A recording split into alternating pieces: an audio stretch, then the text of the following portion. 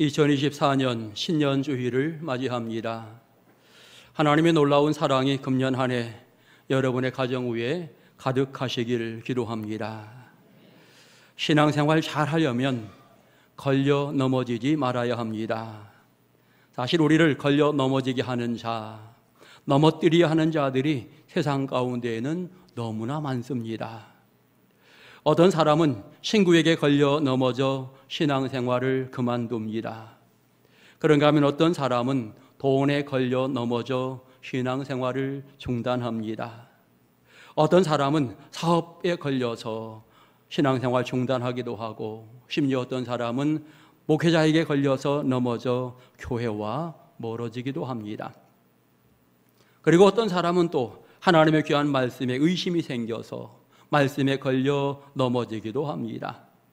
아무튼 마귀는 여러 가지 방법을 동원해서 믿음의 사람들을 걸려 넘어뜨리려고 하는 역할을 진행해 나가게 되어집니다. 우리를 넘어뜨리려고 혈안이 되어 있는 자인 것입니다. 때로 성도들이 신앙생활을 진행해 나가다 별 문제가 아니게도 불구하고 왠지 모르게 좀 섭섭하다는 생각이 들면 믿음이 연약해지기도 합니다. 어떤 분들은 목사님이 나를 미워하시나 봐 이런 생각을 하기도 하고요. 또 어떤 분은 오랜만에 교회에 왔는데 장로님이 아는 체도 안 하네 이렇게 생각이 들 때도 있는 거지요. 사실 여러 상황들이 만들어지는 것 보통 우리 신앙생활 진행해 나가며 많은 사람들이 느끼게 되어지는데, 여러분 문제는 걸려 넘어지게 될 때에 나만 손해다라고 하는 사실도 우리는 생각해야 합니다.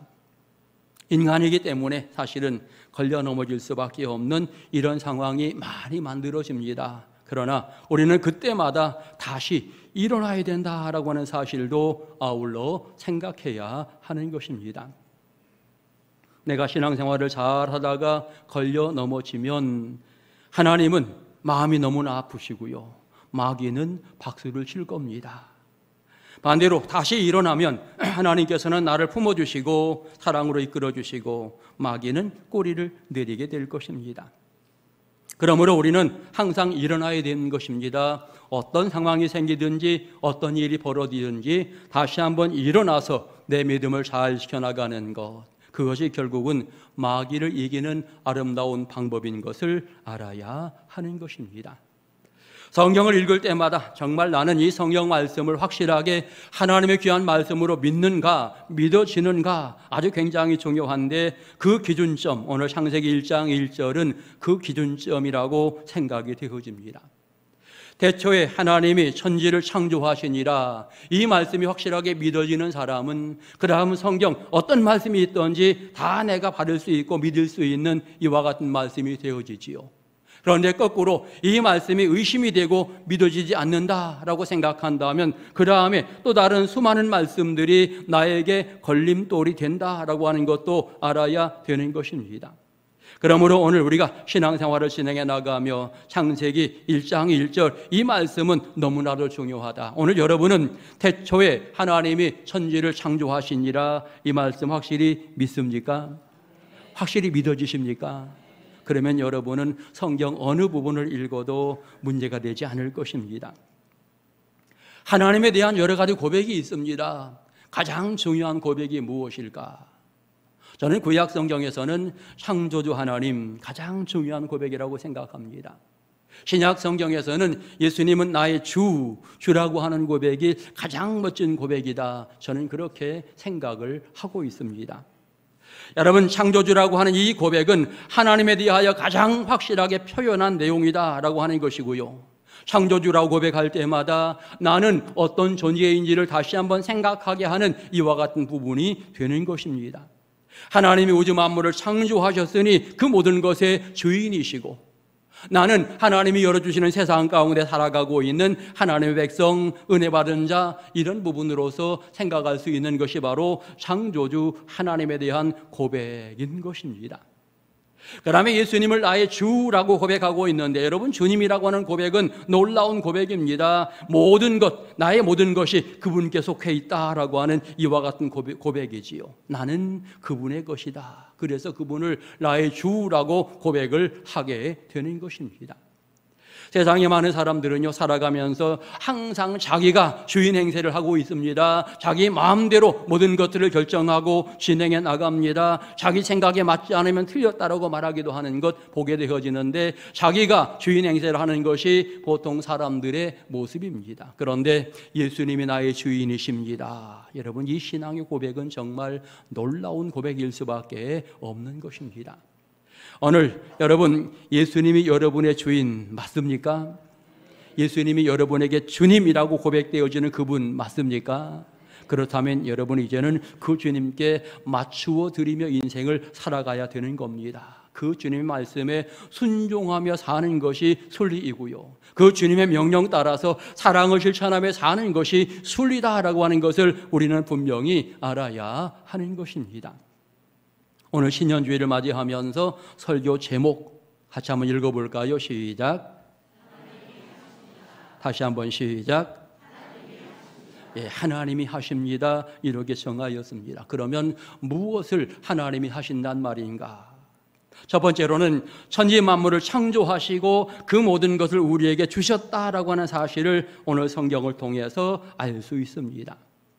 특별히 하나님이 천지 만물을 창조하시는데 창조의 방법은 놀랍습니다. 말씀으로 창조하셨다라고 이렇게 이야기합니다. 빛이 있으라 하심에 빛이 있었다. 하늘과 땅이 나뉘어라 이렇게 이야기할 때 하늘과 땅이 나뉘었다. 물이 한 곳에 모이고 육지는 드러나게 하라 그랬더니 바다와 육지가 갈라지는 이와 같은 과정들을 이야기합니다. 땅에 각종 채소가 있게 하라 그랬더니 모든 것들이 존재하는 이와 같은 부분으로서 창조의 사역이 진행이 되어집니다. 말씀으로 창조하였다. 특별히 봐라, 창조하다라고 하는 이 용어는 아무것도 없는 곳에서 있게 만드는 이와 같은 창조를 이야기하게 될 때 봐라라고 하는 이 용어를 사용하게 되어집니다. 하나님은 이렇게 아무것도 없는 과정 속에 있게 하시는 하나님, 바로 그 하나님 봐라라고 하는 창조의 용어를 쓰고 있고, 또 다른 측면에 뭔가 자료를 가지고 만들었을 때에는, 이 차적인 부분으로 만들었을 때에는 야차르라고 하는 단어를 사용하게 되어집니다. 사람을 만들게 될 때에 흙으로 사람을 빚어서 만드셨다라고 표현하게 될 때에 흙을 가지고 만들었으니 이때는 야차르라고 이렇게 창조의 용어를 사용하고 있는 것입니다. 아무튼 하나님께서는 말씀으로 모든 것들을 창조하셨고, 또 인간은 너무나 소중하기 때문에 흙으로 빚어서 우리 인간을 창조하셨다라고 하는 사실을 성경은 이야기하면서, 그런데 더 놀라운 것은 세상의 모든 것들을 만들어서 이 모든 것들을 우리 인간에게 주셨다라고 하는 사실입니다. 너무나 귀하고 아름다운 것들인데 이 모든 것들을 우리에게 맡기셨다, 위임해 주셨다라고 이렇게 표현하고 있는 부분이 되는 것입니다.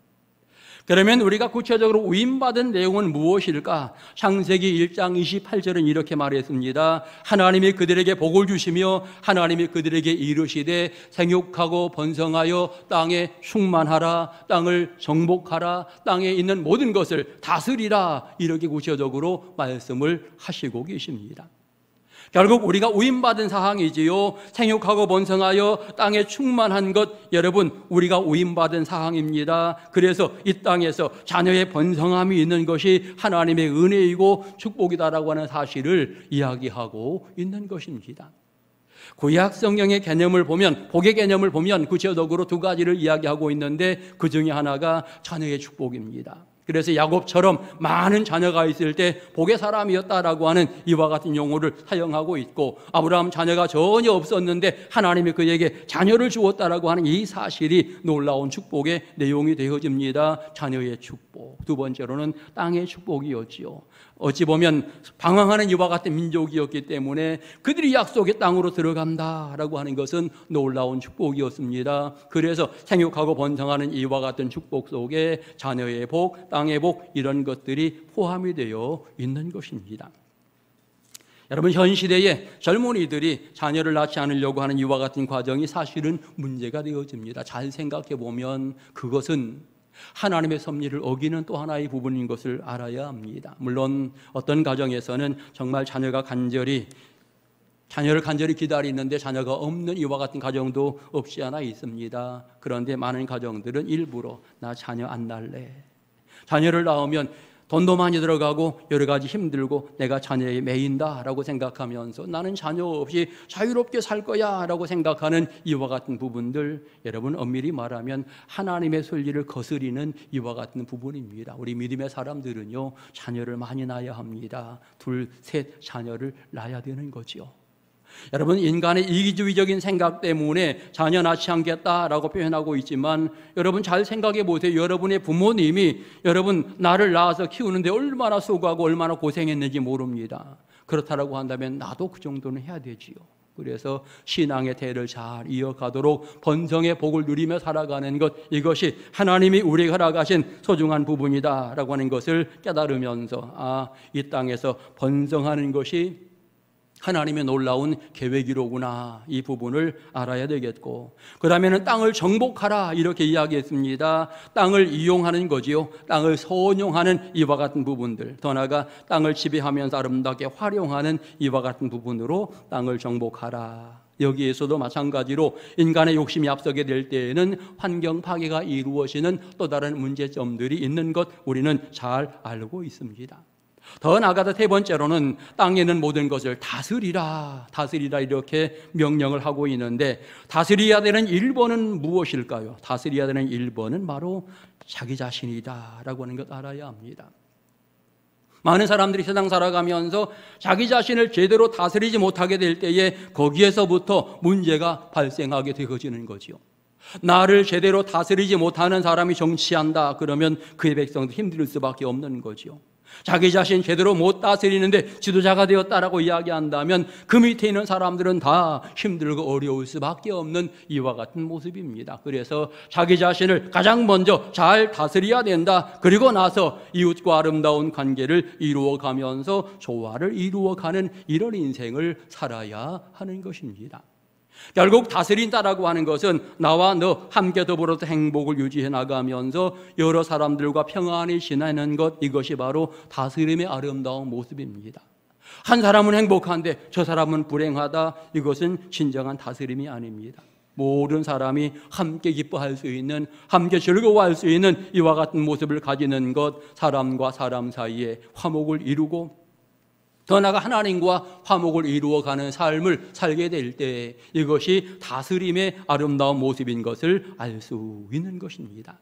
아무튼 그와 같은 사명 우리에게 주셨다라고 하는 것 깨달으시고, 우리는 적어도 천지 만물을 창조하셔서 사람에게 집중해서 우리에게 은혜를 주셨다라고 생각한다면 감사하며 세상 가운데 살아야 된다라고 하는 것입니다.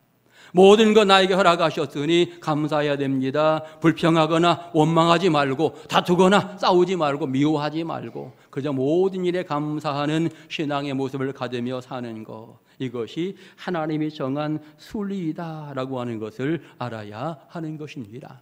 금년 안에 사시면서 범사에 감사하시기를 축원합니다. 그 다음에 2번째로 하나님께서 어떤 일을 하시는가, 성경을 보니까 하나님이 모든 것을 섭리하신다라고 이렇게 표현할 수 있겠습니다. 섭리, 굉장히 어려운 용어일 수 있는데 한자를 보니까요, 당길 섭, 다스릴 리, 이와 같은 글자입니다. 밀고 당기면서 무언가 조절해 가시는 하나님의 어떤 손길을 표현하게 될 때 섭리라고 하는 단어를 사용하게 되는 것입니다. 여러분, 세상에 운행되는 이 모든 부분을 누가 조절할 수 있겠는가? 시간에 대하여 누가 조절할 수 있겠는가? 우리는 생각해 보아야 합니다. 우리 인생에게 내일이 다가오게 하는 것, 내일을 당겨주시는 분은 내가 아니라 하나님이 당겨주시는 거예요. 여러분, 인생의 모든 것들, 삶에 진행되는 모든 과정 속에 하나님이 개입하셔서 일들을 진행해 나가기 때문에 우리에게는 내일이 열리게 되고, 어떤 사람은 갑자기 세상을 떠나기도 하고, 결국 이 모든 일들은 다 하나님이 하시는 일인 것입니다.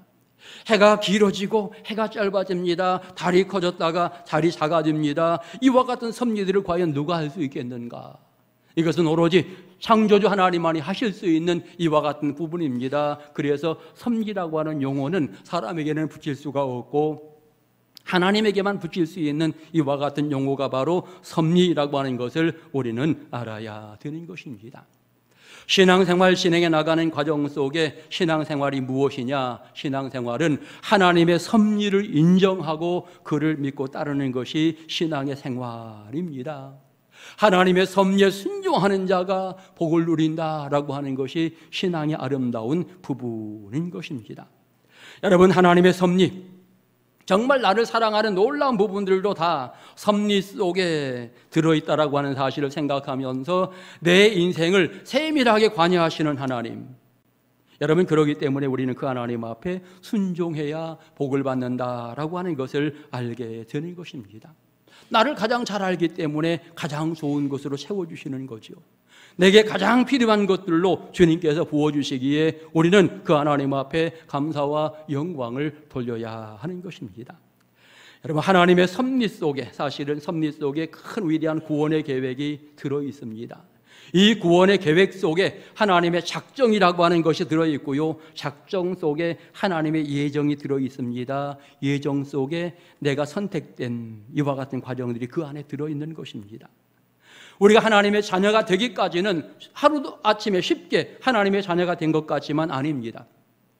하나님은 굉장히 많은 계획들을 세우시고 하나하나 섭리에 진행해 나가시면서 우리를 자녀로 세우시게 되는 거지요. 아담과 하와, 정말 영원한 천국 생활이 에덴 동산에서 진행이 되어야 하는데 범죄하면서 하나님과 멀어집니다. 범죄하면서 사망이 찾아오게 되어집니다. 이를 구원하기 위해서 3장 15절에 여자의 후손을 이미 이야기하게 되어집니다. 메시아를 예비하게 되어지는 거죠. 내가 사람들을 구원해야지, 사람들에게 사랑을 베풀어야지 메시아의 계획을 벌써 세우게 되어지고요.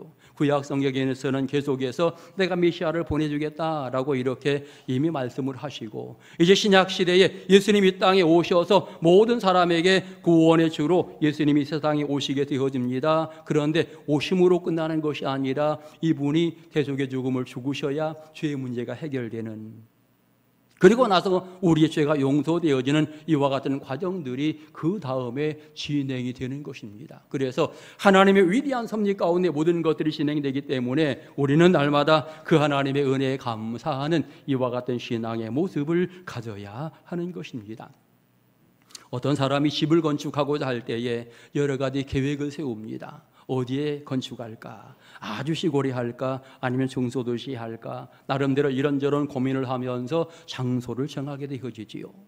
건물을 지으려고 할 때에 과연 무엇으로 지을까? 목조주택을 지을까? 아니면 샌드위치 판넬로 할까? 아니면 콘크리트로 할까? 이런저런 고민을 합니다. 건축이 진행되는 과정 속에 단열은 어떻게 해야지? 고민을 하면서 창틀은 무엇으로 해야 될지를 굉장히 고민하게 되어집니다. 그리고 나서 인테리어 어떻게 할 것인가에 대한 부분들을 고민하게 되고, 전체 건축을 진행해 나가면 비용은 이 정도 들 거야, 이런저런 생각들을 쫙 해놓고 나서 건축이 출발이 되어지는 거지요. 마찬가지로 하나님의 구원의 계획은 하루아침에 진행되는 것이 아니라 이 모든 과정들이 다 진행이 되어지면서 섭리 가운데 이루어진다라고 하는 것 여러분이 기억하시고, 아내가 옥천 동성교회에서 신앙생활하고 있는 것도 역시 하나님의 섭리로구나 깨달으면서 감사할 수 있는 신앙의 모습을 가져야 하는 것입니다. 섭리 앞에는 정답이 뭐냐? 순종이다라고 하는 것입니다. 하나님의 섭리 앞에 순종하면 그가 복을 받는다, 그가 은혜 받는다. 여러분, 금년 한 해 나를 향하여 섭리하시는 하나님의 손길이 있음을 기억하시면서 순종하며 복을 누리는 복된 성도를 주시기를 주의 이름으로 축원합니다. 마지막 세 번째로 하나님이 무엇을 하시는가? 우리 인간을 가장 사랑하시고 우리 인간의 안전함과 평안함 모든 것들을 구체적으로 하나님이 지키신다라고 하는 것 우리가 성경을 통해서 배우게 됩니다. 여러분, 창세기 1장에서 50장까지 있는데 전체 주제는 과연 무엇일까요? 1장 2장만 보면 창조주 하나님이 주제로구나 생각할 수 있지만 50장까지 가다 보면 창조주 하나님 한마디로는 조금은 부족한 부분이 없지 않아 있는 것 같습니다. 그래서 저는 오늘 설교 제목을 하나님이 하셨습니다, 창세기 전체의 주제는 주인공은 하나님이시고요, 하나님이 진행해 나가시는 일들을 하나하나 보여주고 있는 것이 창세기서의 아름다운 내용이다라고 하는 사실을 알 수 있습니다. 1장, 2장에서 천지 만물, 인간을 창조하신 분이 역시 하나님이시구나 명확하게 알 수 있고요, 인간이 범죄해서 하나님의 심판이 진행되는 과정, 노아의 홍수의 모든 부분도 역시 하나님이 진행해 나가시는 거구나 알 수 있습니다. 아브라함을 선택해서 이제 믿음의 조상으로 불러서 세워주시게 되는데 이 일도 역시 하나님이 하시는 거였구나 분명히 알 수 있고요, 이삭과 야곱, 요셉 이와 같은 족장들을 세워가시는 것도 역시 하나님 개입하셔서 섭리하심으로 이 모든 일들이 이루어지고 있구나 알 수 있습니다. 애굽에 내려가 생활하는 것도 역시 하나님이 또 계획한 또 하나의 부분이었음을 우리는 알 수 있습니다. 그래서 전체적으로 보면 하나님이 하시는구나, 하나님이 하셨구나 우리는 명확하게 알 수 있는 것입니다.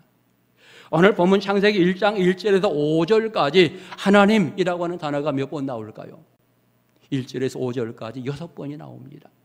매 절수마다 하나님, 하나님, 하나님이라고 하는 용어가 나옵니다. 하나님이 하셨음을 구체적으로 설명하는 이와 같은 부분이 되고요, 여러분 1장 31절까지 전체 32번 하나님이라고 하는 이름이 나옵니다. 그만큼 이 모든 것들은 다 하나님이 진행이 하셨다, 하나님이 섭리하시면서 모든 것들 이루셨다라고 하는 사실을 말하고 있는 것입니다. 하나님이 전체의 주인공. 그런데 또 하나 감사한 것은 그럼에도 불구하고 하나님은 우리가 주인공인 것처럼 생각하면서 우리 인간을 축복하신다라고 하는 사실입니다. 하나님 옆에 있는 우리가 사실은 주인공 아니잖아요. 그럼에도 불구하고 우리를 주인공처럼 여겨주시면서 뭐라고 말씀합니까? 내가 너를 보배롭게 여긴다, 내가 너를 존귀한 백성으로 여긴다, 이렇게 하나님께서 말씀하고 계시는 것입니다.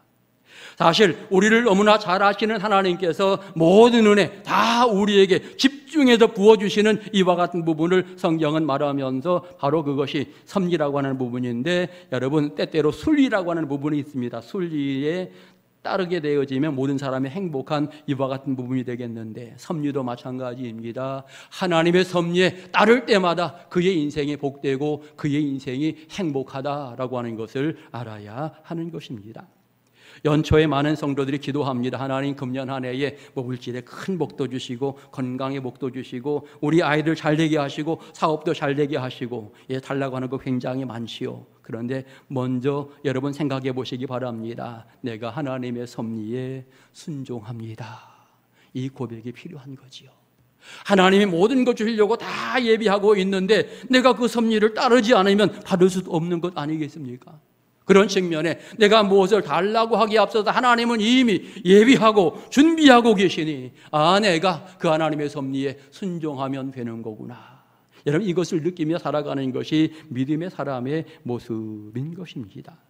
여러분의 가정도, 여러분 국가도, 교회도 마찬가지입니다. 하나님이 지키시고 보호하셔야만 평안하다, 안전하다. 결국 가정이나 국가나 교회가 하나님의 섭리 가운데 살아야 된다라고 하는 사실을 깨달아야 하는 것입니다. 최근 일본을 보면서 그런 생각이 듭니다. 지진이 막 일어났지요. 크게 항공기 사고도 일어나고 대형 화재도 일어나고 그저 몇 가지 일들이 겹쳐서 진행되는 부분을 보면서 왜 그럴까라고 하는 생각을 해보고, 제가 개인적으로는 그런 생각해 봅니다. 과거 일본이 전쟁 일으키면서 수많은 아픔들을 많은 나라들에게 이렇게 했는데 거기에 대한 진정한 회개가 없었구나, 그런 생각을 나름대로 해보고요. 또 하나 일본은요 우상이 너무나 많습니다. 기독교인은 0.01%도 채 안 될 정도로 기독교인이 적고요. 우상이 너무나 많은 이와 같은 나라입니다. 우상이 너무나 많다 보니까 하나님의 섭리를 외면한 이와 같은 민족이다 보니까 하나님이 막 흔드시는구나, 그런 생각을 해보게 되는 것입니다. 우리 대한민국도 정신 차려야 됩니다. 하나님이 흔드시면 그 어느 나라도 여러분 거기에 견딜 수 없는 거지요. 그렇기 때문에 이 민족 정신 차려서 하나님의 지키심, 하나님의 보호하심이 필요하다는 사실을 생각하고 확실하게 그 하나님을 의지하고자 하는 신앙의 모습을 가지는 것, 하나님의 섭리에 순종하고자 하는 모습을 가지는 것, 이것이 가장 지혜로운 모습인 것을 알아야 하는 것입니다. 모든 것 하나님이 하시니 나는 따라만 가면 된다. 여러분 금년 한 해 동안 딴 생각하지 마시고 하나님만 열심히 따라가시기 바랍니다. 하나님에게 집중하시기 바랍니다.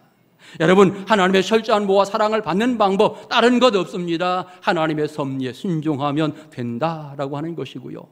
하나님 섭리 가운데 오늘 저와 여러분이 옥천 동성교회에서 신앙생활하고 있습니다. 이곳에 놀라운 은혜를 부어주시려고 하나님 예비하고 준비하셨으니 여러분 섭리에 순종하면서 그 은혜를 받아 누리는 복 있는 성도들 될 수 있기를 축원합니다. 하나님이 나를 향하여 너는 보배로운 존재, 거룩한 백성이라고 말씀합니다. 내가 세상 살아가면서 거룩한 백성으로 살면 돼요. 그러면 보배로운 백성이 되는 것입니다.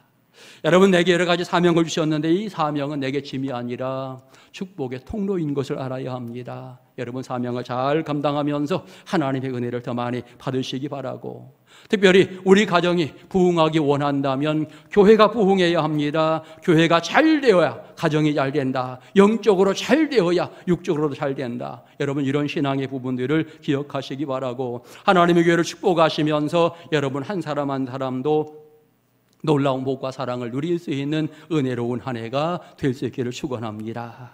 모든 것 하나님이 하시니 열심히 따라가시고 복을 누리는 행복한 한 해가 되시기를 주의 이름으로 축원합니다. 기도드리겠습니다. 거룩하신 아버지 하나님 감사합니다. 금년 한 해 동안 열심히 주를 따라가며 하나님의 섭리에 순종하기 원합니다. 하나님 하시는 일에 쓰임받는 일꾼들로 축복하옵소서. 예수님의 이름으로 기도드립니다. 아멘.